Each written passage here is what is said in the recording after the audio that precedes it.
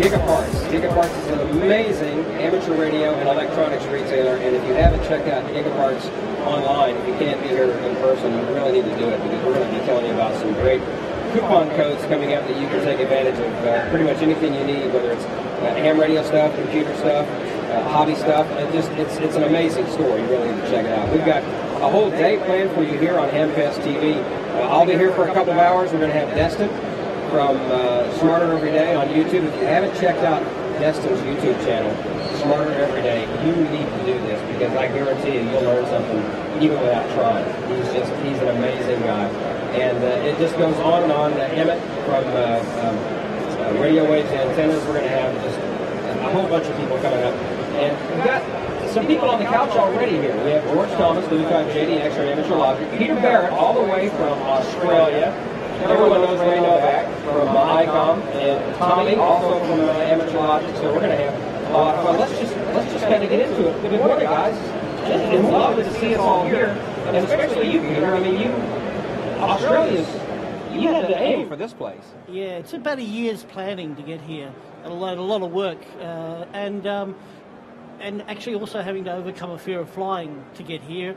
And we're still having to fly the longest flight in the world, which is Sydney to Dallas, 15 and a half hours. Wow. But Qantas, our national airline, made me feel totally welcome, and just made the journey very pleasant. Good deal. Well, we're glad you're here. It's so good to meet you in person. We've been watching you on Amateur Logic forever, and it's awesome that you're here. I'm so glad that you're here with us today. Well, look, I just want to people are so friendly here. I feel like I'm in a second home down here in the south, and look, this is a great production. I just want to publicly thank first of all my wife for looking after the kids so that I can be here. So it's a lot of credit goes to her. And also I just want to just thank the production crew today, who don't get a lot of kudos, unfortunately. Yeah. But the technology these guys are using here is just blowing my mind. And they're doing a great job of putting this production together for everybody. I think what we ought to do, yeah, absolutely, the production guys. This is a. I walked in here thinking, okay, well, this is going to be cool, and then I see we've got a Steadicam guy. Just go ahead and take a shot around and show what's going on behind the scenes. We've got the boom guy over here. We've got another fixed camera back here, and of course sound and video is back here. This is a big time production. No, this is not webcam. Yeah, look at this behind the scenes stuff. This is a big deal. This is amazing. Yeah. And get back to what you were thinking about. Back to what you were saying about people being friendly. This Hamfest has a reputation for being the friendliest Hamfest around, and it's because it's in the South, and it's the best people around. So look, just from what I've seen, and I've only been here a day. Whether you live in America or overseas, if you haven't been to Huntsville before, I'd really recommend. It's worth the trip. And also, by the way, I was fortunate enough to go to the Space Museum, and that just blew my mind. It was just amazing. Until you actually get up close to these shuttles and the Apollo rockets, you just don't appreciate the scale. It's something you can only do in person. So, you get a double benefit for coming to Huntsville. You get to meet great people, you get to come to a great Hamfest, but you also get to see that great space exhibition as well. It's a cool city. Before we go any farther, let me tell you about our first coupon code today for Gigaparts. HSV1XF is the first coupon code that will get you free shipping on a $50 order and above, and that is good all the way from the month of September through the month of December. Again, the Gigaparts coupon code HSV1XF. So go to gigaparts.com. Pick out some stuff you want, and you get free shipping on a $50 order and above. Again, September through December. I'll give you that code one more time, HSV1XF, the Gigaparts coupon code of the hour. Let's talk to you as we continue on down the line. We kind of skipped over George a little bit, but that's okay. He came a little bit farther than you did. Yeah. So it's good to see you, besides just via Ham Nation. So what's going on with Amateur Logic? Any plans for big shows coming up soon? Well, for October, we're going to be celebrating our 10th anniversary. Has it been that long? Wow. We're going to be giving away don't know all of what we're going to have. Hey, George. We're going to be giving away an HF station for the 10th anniversary of Amateur Logic in October. The station is going to be an IC7410, and then we're going to have the accessories, everything you need to make it a complete HF base station. So we're really looking forward to that. 10 years of Amateur Logic. Wow. It's really been, boy, just a great time, and we've got plans for the next 10. You know, we took some 6-month breaks during that, but during one of those breaks, we recruited this guy next to me here, and he's hung in there really well with us. He was actually the first person who ever submitted a video to us, and we asked him if he would hang around, and he did. So, you know, but we're thankful to have Peter with us all these years. Can I just add to that? It's funny because I'd watched George's show with Jimmy and Tommy, and what had happened was that I was up in Canberra on business and took a whole lot of the shows to watch up with me, and you guys had taken a bit of a hiatus because you'd done 12 episodes and were a bit burnt out. And I thought, oh, I'll get in contact. You know, I did a little bit of videoing at school and enjoyed it, and so I got in contact, and so we set up for that first episode.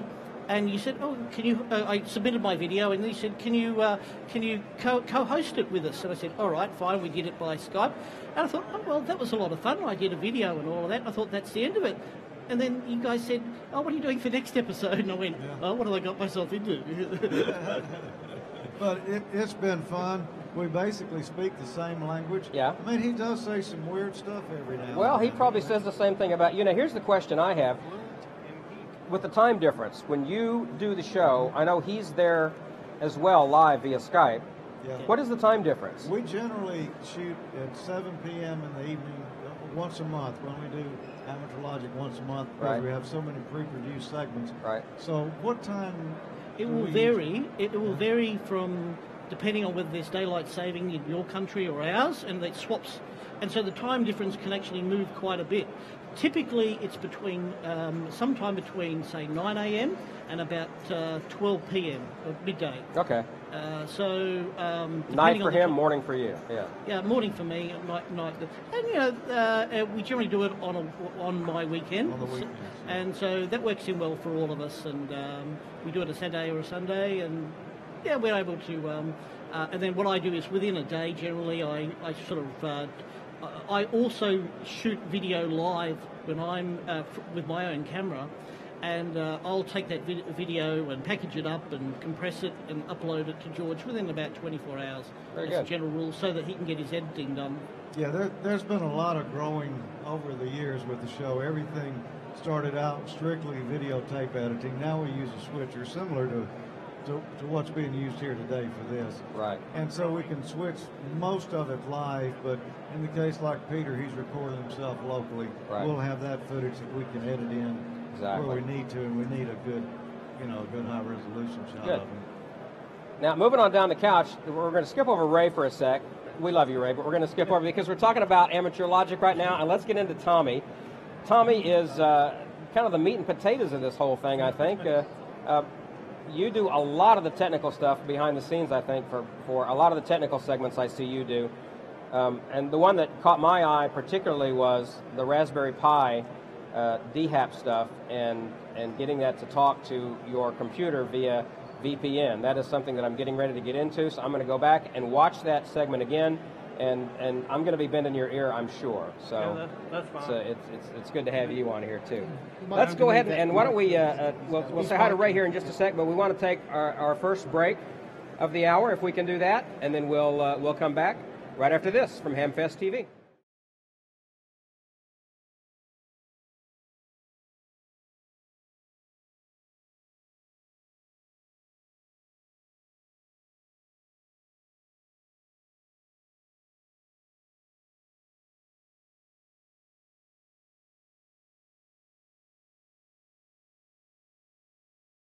December at gigaparts.com. So go online and pick out some good stuff and save a little bit of money. So there you go. Now, we were talking here behind the scenes that 4 out of 5 people on this stage are Mississippi residents. And Mississippi appears to be the center of the amateur radio television universe, I do believe. At this moment. At this particular second. The Natalie dressed gentleman in the white Oxford, of course, is Ray Novak, N9JA. Ray is Mr. ICOM. You are in charge of amateur, and you're in charge of receivers, and you just got another job title at ICOM, didn't you? Yes, sir. The actual title now is Senior Sales Manager, and they've given me responsibility for our commercial two-way product for the United States. Very good. Congratulations. So far, it's been an interesting challenge to learn, but radio is radio and RF is RF, as you guys and Amateur Logic have pointed out. And it's been a fun adventure to learn the different terms and terminology, but the guys are all the same. Yeah. It's a bunch of geeks throwing up antennas in the air, and we're just communicating one way or the other. Exactly. And of course, since this is television, product placement is everything. So here's my ID51. And love that radio. That's a great radio. I've had that a couple of years, and if you're looking to get into D-Star, that's the way to go. Absolutely. All right. So tell us what's going on at ICOM. Anything new coming down the pipe you can tell us? What's the latest? Not open on the air and in public, but we're always working on things, developing technology, and looking at how we can put it all together to increase the fun in the hobby. The Tokyo Ham Fair is next weekend, so I'm expecting to learn a lot of things from photos and videos that immediately get all over the internet. So that's going to be a fun time to watch what's happening there. I can imagine. Well, I can't even imagine going to Tokyo to something like that. I mean, I think there are more hams, I think, per capita in Japan, I think, than any other country, aren't there? I think there are more numerically, or no, I don't know. I know aren't there over 1 million hams just in Japan? Yeah, there's over 1 million hams, but I wouldn't put that per capita because you got like Tokyo, that's well over 10 million people in the city. So, but yeah, there's the most hams in Japan than any other world or any other country, and then I think the U.S. is second with over 800,000. Yeah. So we're trying to catch up to them. And thankfully that number keeps growing. So amateur radio is growing in popularity. Our numbers are growing, and that's a good thing because. And something I've noticed because I work with Amateur Radio Newsline and the Young Ham of the Year Award that I've been involved with for the last 20 years, I'm noticing more and more young people getting into this hobby, and which I think is just the coolest thing because, everybody has a cell phone and everybody has internet and everybody has, especially the young people, they have the video games and 500 channels on TV, and there's so much just noise of life that competes with amateur radio, and the fact that I see more and more and hear from more people getting into this hobby, that gives me great hope that this is not an old man's hobby, and this hobby is not going to die. But we're going to award the Young Ham of the Year Award at 2:00 today here on the floor of the Huntsville Hamfest, and her birthday was yesterday, 15 years old, Anna Veal, WZ. Her 15th birthday was yesterday, turning this into a great big birthday party for her. And every young ham that I've been around for the last 20 years seems like is just more amazing than the one before, and I don't know how that happens. What's more incredible, though, Don, is sit back and think the last 2 years, the Young Ham of the Year award winner was a YL. Right. And not only were they a YL, but it was something more than community. A lot of it was technology that they were getting into. Two out of the three were YLs. Patrick was in the middle. Patrick Lasandru in the middle. But you're right. And the thing about the last two, both Patrick Lasandru and I'm horrible with names. I just blanked. What's her name? I just finished talking to her. I know, me too, and she's going to hate me for this. She's going to hate me for this. But they're both working now. They're interning, I believe, at SpaceX. So they're helping them. Talent. They're helping them put rockets in the air, and she was working on the Google Loon project, which was over in your neck of the woods, Peter, the balloon Wi-Fi internet over Australia. She was working on that in college. It's what they're doing. Amateur radio is such a huge part of what these amazing young people are doing, and it gives me hope that this hobby will not die, and I love it. It's amazing. And some of these kids that are coming in and getting the Young Ham of the Year, how many of them gone to MIT? Several. Yeah, you're right. I mean, the talent that we're seeing is just phenomenal, and it's great to see these kids embrace their geekness real early and get on the radio and not only do emergency communications, but they're pushing the technology further. And it's been fun working at ICOM because we're looking at that direction and doing things like Android apps, Bluetooth, digital communications, IP technology, and that's been one of the fun things of learning the Land Mobile side of the business is the amateur radio is a proving grounds for a lot of this stuff, because with the technology brought over from Japan called D-Star, ICOM and Kenwood's NXDN product is a derivative of that technology, and it's great to see the amateur radio industry and the ham hobbyists bringing new technology before it's released commercially to the consumers. And that was the excitement that got me involved when I started at MFJ right out of college. Yeah, the D-Star thing is just the coolest ever. This handheld that I have, my ID51, I can sit at work at the radio station in New Orleans. I can turn that on, I can dial into the local repeater, or I can dial into a little dongle that I have plugged into the side of my computer and dial into a reflector, and I can be talking to anybody, anywhere. Yes. It's just, the technology is amazing, the digital side of things. And I know my first experience on learning how to put that stuff together was because of the dude on the right over here. Yeah. He might not be able to sing the theme song, but by gosh, he can program a pie. I can sing it, you just don't want to hear it. I think you've got a pretty good singing career to begin with. Yeah, well, you're rocking right. Yeah, right. Yeah. Very good. We're having a good time here at the Huntsville Hamfest, and we are coming to you again live from the booth at Gigaparts on the floor of the Huntsville Hamfest in Huntsville, Alabama. Again, the coupon code HSV1XF gives you free shipping on a $50 or more order for the months of September through December 2015. HSV1XF. Go to gigaparts.com and pick out something that you need, and we'll help you out with the free shipping on that. Well, what else can we talk about here, guys? What have we not covered? Ray, anything else? We need to talk about Tommy. Give Tommy a microphone. Are you wired up over there? I do. I have one. I think it's working. I can barely hear you, but I'm just going to let you rattle off about something because I know it's going to be good. One thing I want to mention that I don't think we've brought up yet is we also do another show in addition to AmateurLogic.tv. We do Ham College.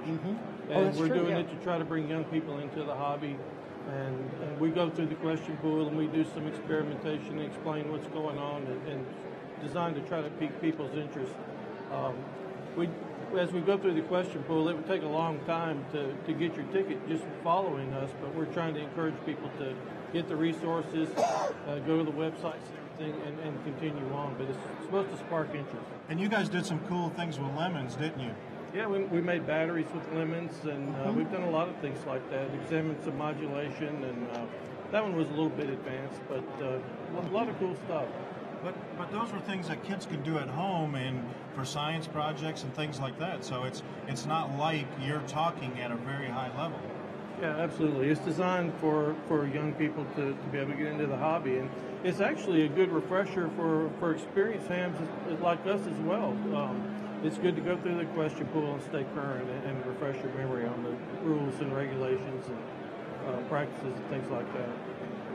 I know I've watched a couple of the episodes, and I know that there's some stuff that I had forgotten about what I went through to go through tech in general and extra and everything else. And yeah, it's a great thing you guys are doing with Ham College. It's a great format. What you're doing is perfect, and yeah, it's I just love what you guys are doing, and the fact that you've been around doing this for 10 years now.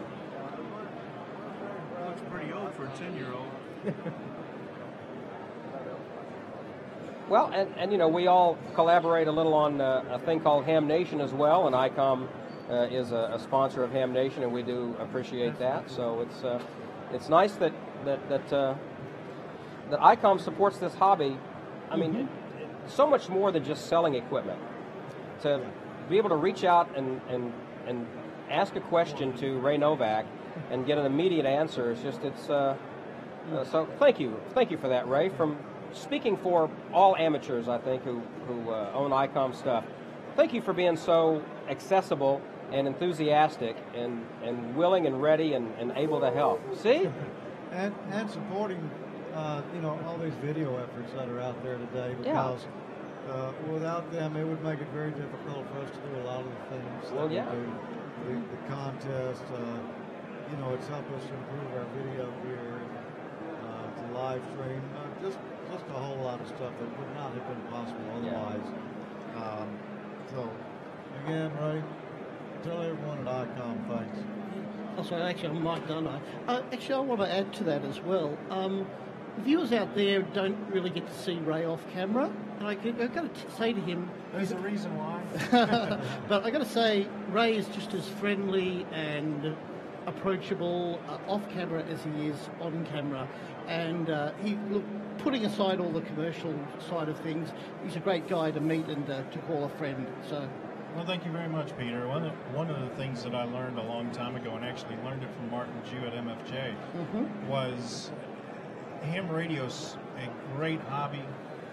It seems to be the common denominator is communicating, but you talk to many people in different lines of life. Their career paths might not be the same, but there's that one common thing, and that is the social side of it. Oh, yeah. And I have yet to meet somebody that, after talking to them, regardless of what brand they like, when we get beyond to what the name is on my shirt, there's fun in the technology and what we can do. So, I mean, it's a blast to share this hobby with so many friendly people. And the other thing is that US viewers may not appreciate this, but that when you go overseas, you meet other hams from overseas, right? And I mean, we talk to each other all the time on the air, but you make those friendships. I feel at home right away around other amateurs from whatever country, because we speak that common lingo, we build stuff, and so we've got stuff we can talk about straight away. Oh, exactly, and when you start meeting people from the other countries, you get to see that we're not much different. Absolutely, and I want to just touch on a point there. Amateur radio, we don't worry about, when you're on the air, you don't worry about skin colour or too much about which country a person's from or politics. It's very civil, it's a great, people just treat each other the way I think everybody the world should treat each other, and it's great. Unfortunately, it puts me in a difficult situation with all the technology of being able to look up a call sign. I get on the radio, and after a while, somebody discovers where I work, and then, hey, I've got a question for you.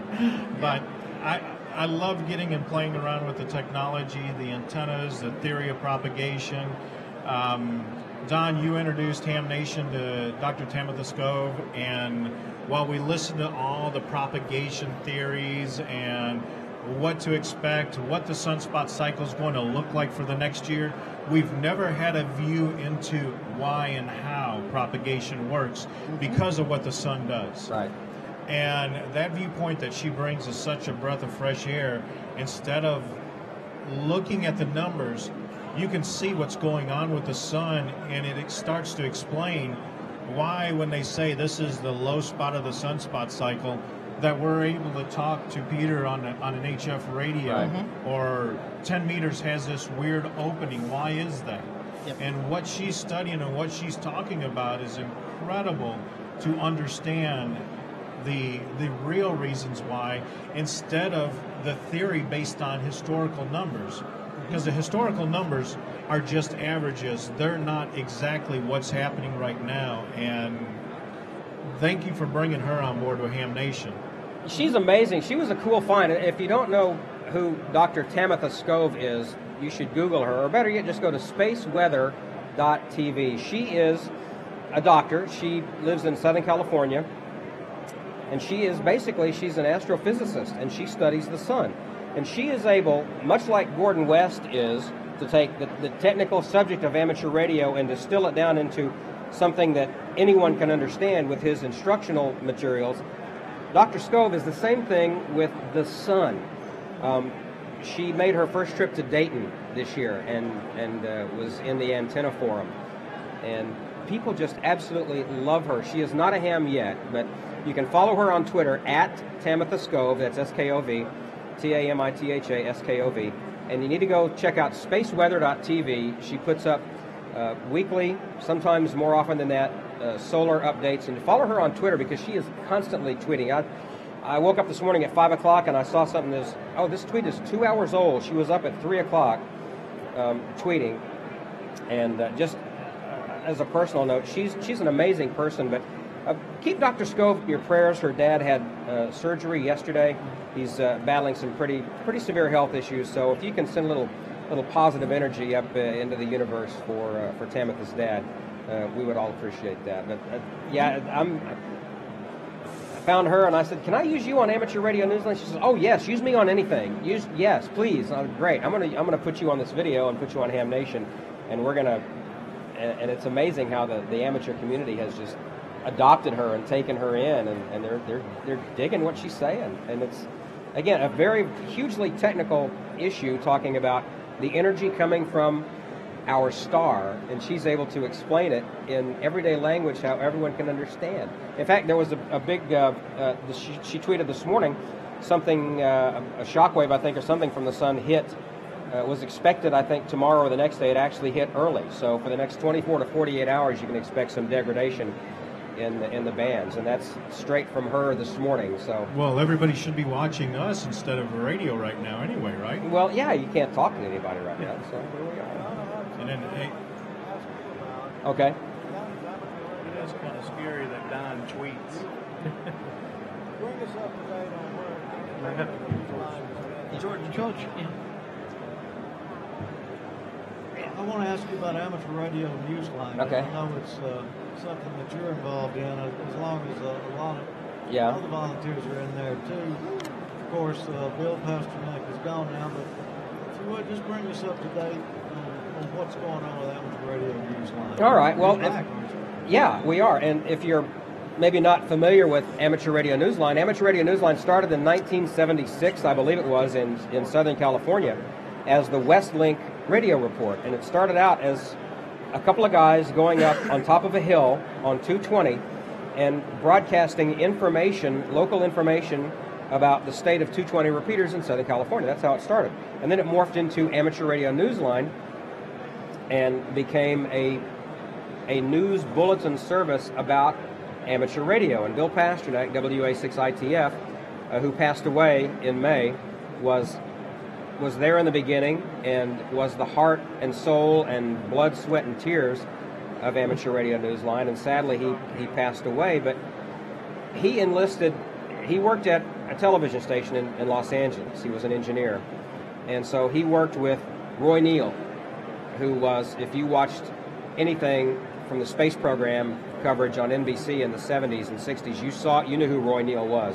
He was the space and science editor for NBC. And so all these amazing people that worked in the news industry in Southern California, he worked with and knew. And he would bring them into his fold and say, "Can you do a report for us for Amateur Radio Newsline?" And so it became a bunch of broadcast people who were putting together a newscast and treating it just like the NBC Nightly News or ABC Radio Spot News that you would hear. And it's extremely professional. Bill was one of those guys where if he asked you to do something, he was kind of like the Godfather. You know, he made you an offer you couldn't refuse, you couldn't say no. The way that I got involved in Newsline is in 1993. I got my ham license in 95. In 93, the Young Ham of the Year award winner, was something Bill started 30 years ago, was from New Orleans, and he asked me if I was coming to this Hamfest because this is where the award is presented. And we will finish the story in just a sec, but first we're going to take a little break. You are watching Hamfest TV. I believe we're back from the floor of the Huntsville Hamfest Gigaparts, and this is Hamfest TV. So, we were talking about Amateur Radio Newsline. You had asked me what the state of Amateur Radio Newsline was, and I was bringing up on some of the history of it if you are not aware. Amateur Radio Newsline is a news and bulletin service for and about amateur radio, and it's a bunch of broadcasters who do it and put it together. And none of us are getting paid. It's all volunteer, and we are a 501c3 organization. So if you would like to help support Amateur Radio Newsline, you can certainly find out how to do that on the website. It's arnewsline.org. So again, back 37 years ago or so, Bill started this thing, and for 37 years, not one week went by that there was not an Amateur Radio Newsline report, until Bill Pasternak went into the hospital like on a Thursday, which is normally, if I'm recording the newscast, is normally when I get the script. He went into the hospital and did not have a script ready, and so we missed.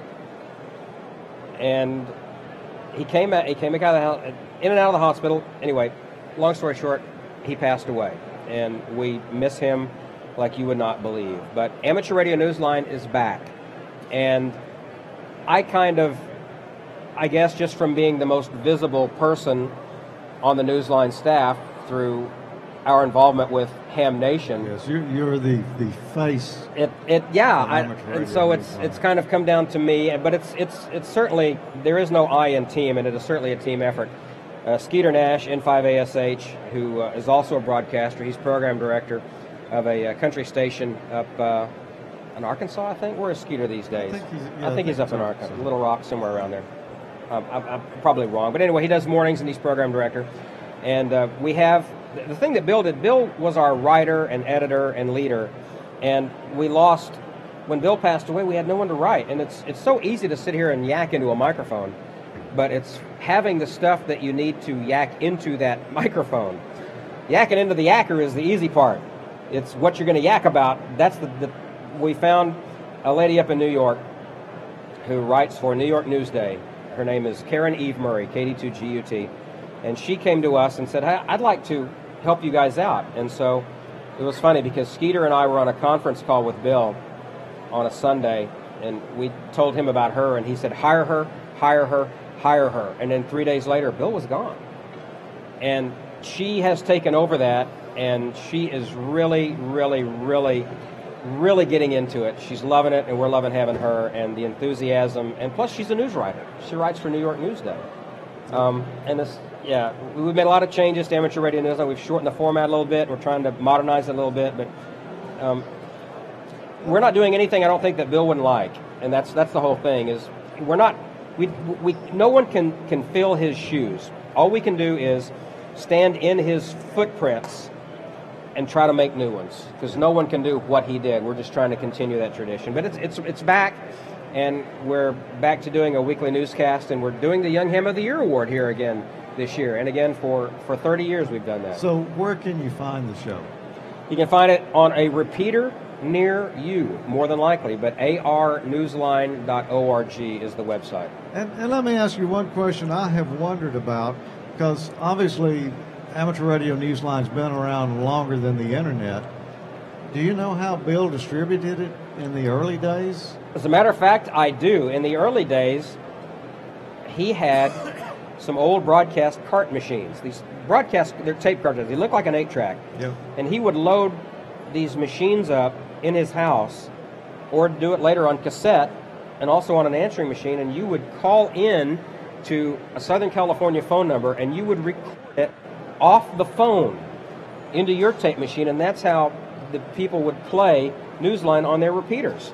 And of course now it's all internet and podcasts and everything else, and we've brought it into the 21st century. Let me tell you about, before we get back into that, let me tell you about the Gigaparts coupon code again.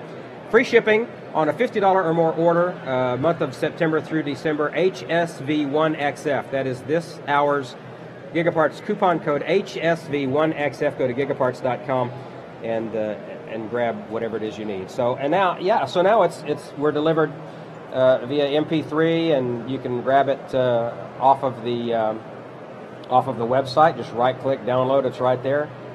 You can listen to it online. You can have it, a podcast on your iPhone or Android device. It's easy to get it. And if someone had a repeater and they wanted to carry Amateur Radio Newsline, how would they go about that? Would they get in touch with someone there and get further instructions, or is there maybe a web page that tells them what they need to do? Yeah, pretty much everything is available on the arnewsline.org website. But basically, if you want to play Amateur Radio Newsline on your repeater, just do it. Just send us an email and let us know, hey, I'm on the KB number XYZ repeater, and we're playing Amateur Radio Newsline on our Sunday night net, and we'll put you on the list. And it's just as easy as that. Now, we also have a certain way that we do it for eyesight impaired, for people who are, we work very closely with Hap Holly in the Rain Report, and Hap, of course, is a blind ham, and he works very closely with the handy ham people, so we're very, very cognizant of making sure that it's accessible and easy to get for someone who may be sight impaired and can't just go online and get it that way. So cool. Yeah, we appreciate y'all carrying that service on. Well, everybody, when you were off for a few weeks, everybody had their fingers crossed, hoping it would be back, because it is an invaluable service for amateur radio, and we appreciate Bill founding that, and then you guys picking it up now and carrying it on. Well, thank you. It is a true labor of love. Every penny that comes in to Amateur Radio Newsline goes to producing the newscast and to doing the Young Ham of the Year Award as well, which we will present here at 2 o'clock. And it's a labor of love. It's a calling. And again, it was there were times every once in a while where Bill would. I tell you a funny story about not being able to tell Bill no. Always release the newscast on a Friday. Friday was when the newscast would be released, and I was doing morning radio in New Orleans at the time, and it was a Thursday night. My wife and I had gone out to dinner, and get home, and I watched a little bit of the news, so I know what to talk about on the radio show the next morning. And it's 11 o'clock, and I go to bed, and just about to doze off, and I sat straight up in bed. She goes, "What's wrong?" I said, "Oh my God, I was supposed to record Newsline tonight." She goes, "Well, do it tomorrow." I said, "I can't." So I got up at 11 o'clock, and basically to do a 30-minute newscast, it takes you 30 minutes to read it and to rewrite. As if Bill wrote the way he thought and the way he spoke. So you would have to read it and proofread it, and then read it into the recorder, and then 30 minutes, then read the 30 minutes into the recorder, and then edit it again in real time to make sure that it was right, and then upload it or whatever. So finally, 12:30, 1 o'clock, I come to bed, and she's like, "Don't you ever do that again." And I didn't. And so there were very, very few times that I, Bill would call on me, and I just would have to say no. I think in 20 years, I can probably count on 3 fingers the time that I was, had to do that. But we're doing our best to carry on in his memory and continue what he started. And it's a big job, but we're loving it and doing what we can, and need all the help we can get. So it's Amateur Radio Newsline. It's that's. I kind of get, I don't know, I get at a loss for words when I think about him, because he was way more than a friend. He was like a father figure, an uncle, a mentor. Like an Elmer. An Elmer. Yeah, that Bill was a great guy. I was fortunate to have known him and met him a couple of times too. And while I didn't really participate in that, he was still a good friend, and would kind of steer you. We did do one fun thing though. One time, Bill called me up on the phone, and it was coming up April Fool's, and he said, "I have something I want you to put together for April Fool's." And we're not going to tell Bob Hall or Gordon West about it. And we're just going to do it. And he rewrote the script for the turbo and tabulator. Right. To do with a rotor system. Well, so I read the copy and did my best fake fast voice, which is very difficult for me.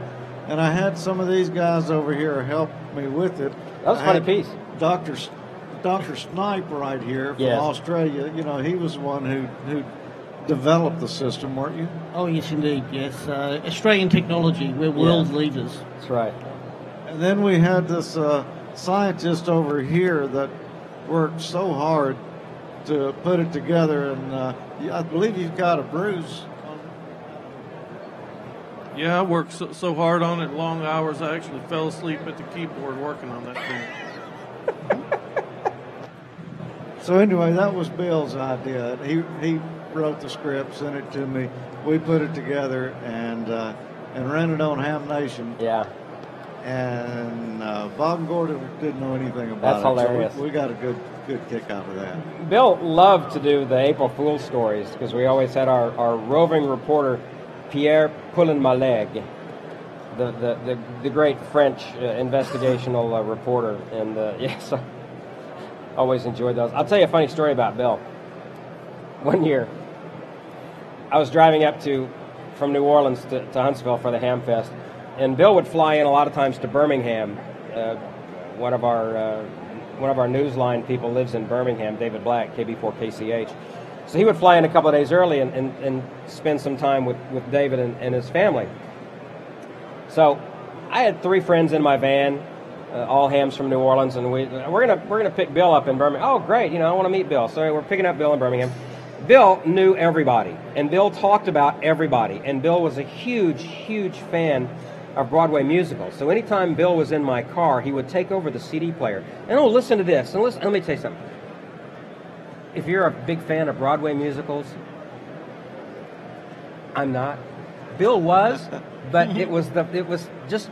I got so much joy in watching the joy that stuff brought to him and hearing him talk about, because he knew all these people. He was from Brooklyn, so he would go to New York all the time, and he had all these people. Anyway, so it's 90-minute drive from Birmingham to Huntsville, and we're talking, and Bill's talking, and Bill's talking, and Bill's holding court. And my little GPS goes off when I get up to the exit to Huntsville. Boom, need to turn right. Okay, great. Well, I didn't hear it. And so Steve, N5SC, out of the back seat goes, "Hey, aren't you supposed to turn right here?" "Oh, no, it's coming up." Oh, okay, so Bill is talking, and Bill's talking, and the next thing I know, "Welcome to Tennessee." So we had to turn around and come back. So at that point, the term Pasternacked was coined. We had been Pasternacked. And sadly, not going to be Pasternacked anymore, at least in person. So, yeah. Well, You're up there watching it. We love you, Bill. There is a possibility that you did just get Pasternacked, because now I can bet there are some of Bill's favorite show tunes. Oh, they're going to be coming to me. Oh, yeah. That gray matter of yours. Oh, yeah. And probably people are going to be sending me YouTube links and MP3s now. I'm sure. Let's encourage that. Yeah, please. For a memorial. Yeah. Send my email. show tunes. My email is good on QRZ. Okay, AE5DW. Feel free. Because anytime I can laugh and have fun with the memory of Bill Pasternack, WA6ITF, please do that. We'll talk about that on Ham Nation. I think we're going to send you a copy of Rockin' Ray's latest album. No, I don't know that I can do that. Rockin' Ray sings the show tunes. There you go. I'm still trying to get that. Can you help hum that one? Tommy, will you be back up? Yeah, I'll be back up on that one. Thank you. Thank you very much. That's funny. I think it's time to take another break and regroup. I think let's do that. So, live from the Huntsville Hamfest, this is Hamfest TV.